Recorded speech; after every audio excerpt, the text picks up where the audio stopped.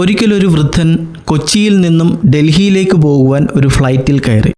അദ്ദേഹം വിമാനത്തിൽ ആദ്യമായാണ് യാത്ര ചെയ്യുന്നത്. ടിക്കറ്റ് നോക്കി തൻ്റെ സീറ്റിൽ ഇരിക്കണമെന്ന് അറിയില്ലായിരുന്നു.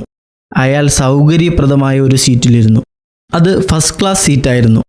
എയർ ഹോസ്റ്റസ് ടിക്കറ്റ് നോക്കിയിട്ട് പിന്നിലുള്ള എക്കണോമി ക്ലാസ്സിലേക്ക് ഇരിക്കുവാൻ ആവശ്യപ്പെട്ടു. പക്ഷെ വൃദ്ധൻ അത് കാര്യമാക്കിയില്ല. താനൊരു വൃദ്ധനാവുന്നതുകൊണ്ട് എവിടെയും ഇരിക്കാമെന്ന് അയാൾ കരുതി. പല ചുമതലക്കാർ ശ്രമിച്ചിട്ടും അയാൾ മാറിയില്ല. ഒടുവിലൊരു ഉദ്യോഗസ്ഥൻ വന്ന് അയാളുടെ ചെവിയിൽ എന്തോ മന്ത്രിച്ചു. അയാൾ വേഗത്തിൽ എഴുന്നേറ്റു. ആ ഉദ്യോഗസ്ഥൻ അയാളെ കൊണ്ടുപോയി അയാളുടെ സീറ്റിൽ തന്നെ ഇരുത്തി. എയർ ഹോസ്റ്റസ്മാർ ആ ഉദ്യോഗസ്ഥനോട് ചോദിച്ചു, നിങ്ങൾ അയാളുടെ കാതിൽ എന്താണ് പറഞ്ഞത്? അദ്ദേഹം പറഞ്ഞു, ഞാനൊരു തമാശ പറഞ്ഞു നോക്കിയതാണ്, പക്ഷേ കാര്യം സാധിച്ചു. എന്താണ് തമാശ? അദ്ദേഹം പറഞ്ഞു, ഡൽഹിയിലേക്കുള്ള സീറ്റ് പിന്നിലാണ്. അവർ എല്ലാവരും ചിരിച്ചു.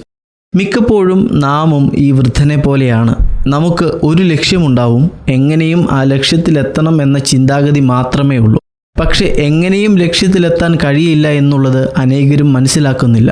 മരണാനന്തരം സ്വർഗം പ്രാപിക്കണമെന്നാണ് മിക്കവരുടെയും ആഗ്രഹം. എന്നാൽ അതിന് ജീവിക്കേണ്ടതുപോലെ ജീവിച്ചെങ്കിലേ മതിയാവൂ. മരണാനന്തരം മാത്രമല്ല, ഈ ഭൂമിയിൽ ജീവിക്കുമ്പോൾ തന്നെ സ്വർഗജീവിതം അനുഭവിക്കുവാൻ കഴിയണം. അതിന് നമ്മുടെ ആകമാന ജീവിതശൈലി ദൈവഹിതപ്രകാരം തന്നെ ആയിരിക്കണം. അങ്ങനെ ജീവിപ്പാൻ നമുക്ക് സമർപ്പിക്കാം. യേശു അവനോട്, ഞാൻ തന്നെ വഴിയും സത്യവും ജീവനുമാകുന്നു.